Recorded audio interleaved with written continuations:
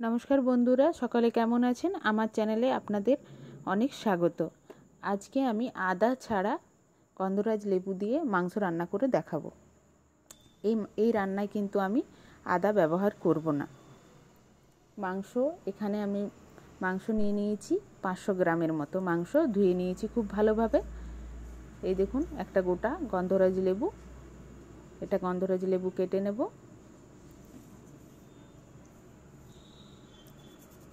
মাংসটা অবশ্যই ব্রয়লার মাংস নিয়েছি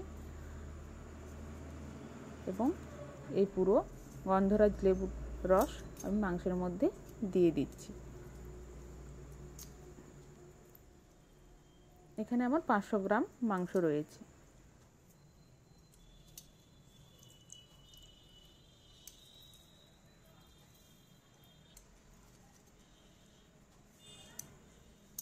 ভালোভাবে লেবুর রসটা মাখিয়ে নিলাম মাংসের মধ্যে।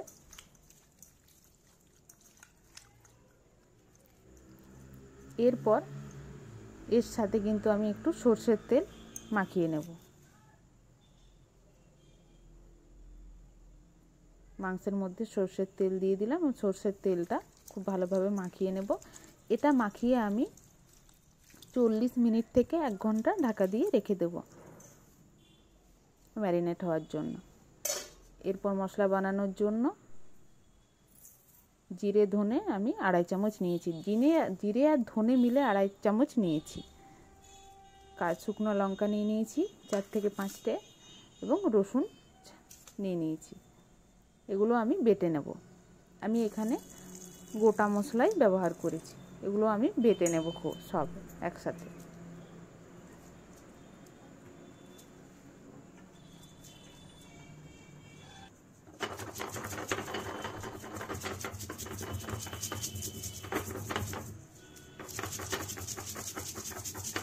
সমস্তটা বেটে নিয়েছি। এখানে আমি আদা ব্যবহার করছি না, কিন্তু আদা না ব্যবহার করলেও মাংসের স্বাদ একটুও খারাপ হবে না, মাংসটা খেতে খুব ভালো হবে। তো রসুনগুলো বেটে নিচ্ছি।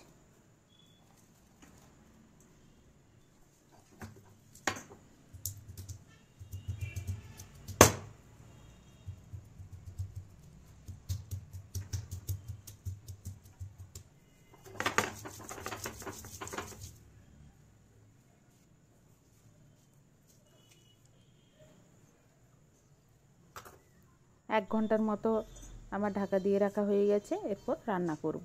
আপনারা 30 থেকে 40 মিনিটও ঢাকা দিয়ে রাখতে পারেন। কড়াইয়ে সরষের তেল দিয়ে দিলাম।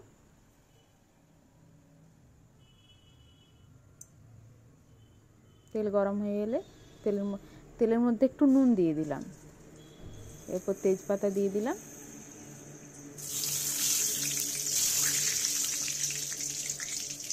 এরপর একটু চিনি দিয়ে দিলাম।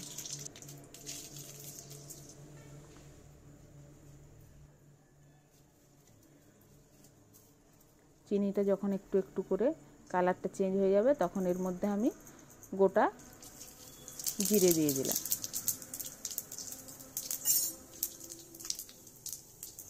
এরপর কুচিয়ে রাখা পেঁয়াজ দিয়ে দিলাম।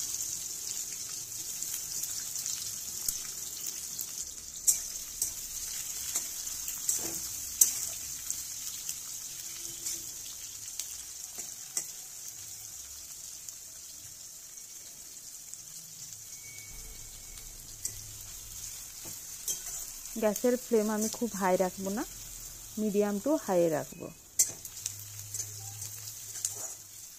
এইভাবে একটু সময় ধরে পেঁয়াজটা আমি ভেজে নেব। পেঁয়াজ ভাজা হয়ে গেছে। এরপর এর মধ্যে রসুন বাটাটা দিয়ে দিলাম।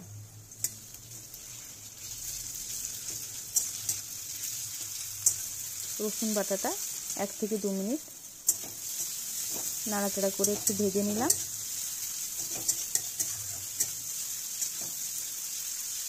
তারপর এর মধ্যে আমি যে জিরে ধনে লঙ্কা বেটে রেখেছিলাম সেটা অ্যাড করে দেব। এই দেখুন, এটা গোটা জিরে, গোটা ধনে এবং শুকনো লঙ্কা বাটা, এটা আমি দিয়ে দিলাম।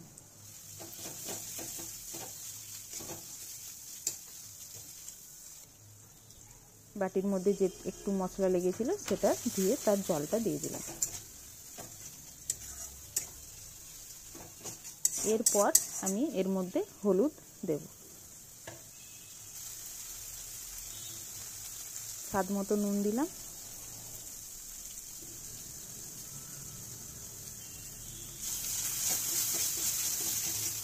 অনেকে আবার লঙ্কা গুঁড়ো ব্যবহার করে বা কাশ্মীরি লঙ্কা গুঁড়ো কালারের জন্য ব্যবহার করে, কিন্তু আমি ব্যবহার করব না। মশলাটা কষানোর জন্য একটু জল দিয়ে দিলাম এবং গ্যাসের ফ্লেম লো টু মিডিয়ামে করে দিলাম। এরপর একটু সময় ধরে এটা মশলাটা তেল ছাড়া না অবধি এটা কষাবো।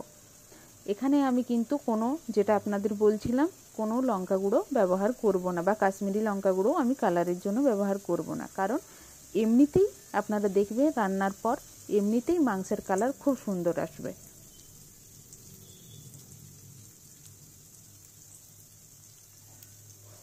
কষানো হয়ে যাওয়ার পর দেখেছিলেন আপনারা মশলার মধ্যে কি খুব সুন্দর তেল ছেড়েছিল। তেল ছাড়া মানে তেল মশলার মধ্যে ছেড়ে যাওয়া মানেই মশলা কষানো হয়ে যাবে। আর তারপরেই আমি যেটা লেবু দিয়ে মাখিয়ে রাখা, যেটা মেরিনেট করে রাখা মাংসটা ছিল সেটা আমি দিয়ে দিয়েছি। তার মধ্যে একটু নুন দিয়ে, নুনটা অবশ্যই আপনারা স্বাদ মতো দেবেন, সেটা কোনো সমস্যা নেই। যে আপনি যদি আগেই স্বাদ মতো পুরো নুন দিয়ে দেন তাহলে এখন আর না দিলেও চলবে, কিন্তু আমার মনে হলো যেন একটু নুন প্রয়োজন হতে পারে, তাই দিলাম। মশলা মাংসের সাথে খুব ভালোভাবে নাড়াচাড়া করে মিশিয়ে দিয়ে আমি ঢাকা দিয়ে কিছুক্ষণের জন্য রান্না করব। কিছুক্ষণ ঢাকা দিয়ে রেখেছিলাম, এরপর নেড়ে দিলাম। দেখুন তেল ছাড়তে শুরু করেছে, দেখুন কি সুন্দর তেল ছাড়ছে। এইভাবে ধীরে ধীরে ধীরে ধীরে মাংসটা কষাতে থাকবেন, মিডিয়াম ফ্লেমে মাংসটা কষাবেন, একদম তেল ছেড়ে আসবে এইভাবে।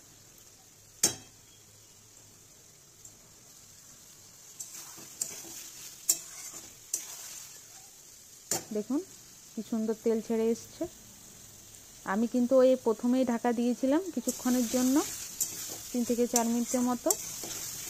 আপনারা বুঝতে পারবেন যে যাতে তলায় না লেগে যায়, সেই অবস্থায় আপনারা একটু ঢাকা সরিয়ে দেখবেন, তারপর আর ঢাকা দেওয়ার প্রয়োজন নেই, ধীরে ধীরে কষালেই হয়ে যাবে।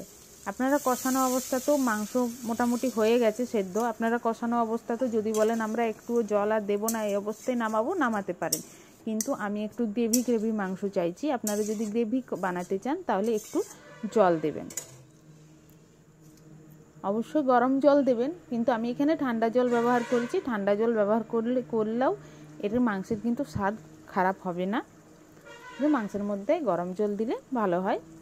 আপনারা জল ব্যবহার করবেন, ব্যবহার করার পর এইভাবে ফোটাতে থাকবেন। আর আমি কিন্তু ঢাকা দিইনি, আপনারাও আর না ঢাকা দিলেও চলবে, কারণ সেদ্ধ হয়ে এসছে।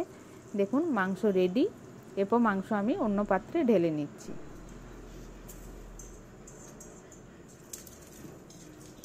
দেখুন কি সুন্দর হয়েছে মাংসের, দেখতেও যেমন হয়েছে, কালারও এসেছে এবং স্বাদও দুর্দান্ত স্বাদের হয়। এভাবে আপনারা বানিয়ে দেখবেন।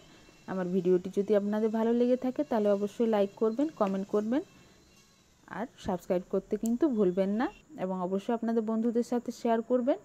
আর আপনারা বাড়িতে এইভাবে বানিয়ে দেখবেন, কেমন হয়েছে আমাকে জানাবেন। আপনাদের সাপোর্ট আমার খুব প্রয়োজন। আপনারা আমার পাশে থাকলে আমি আবার সামনে উৎসাহ নিয়ে এগিয়ে যেতে পারবো। সকলে ভালো থাকবেন। নমস্কার।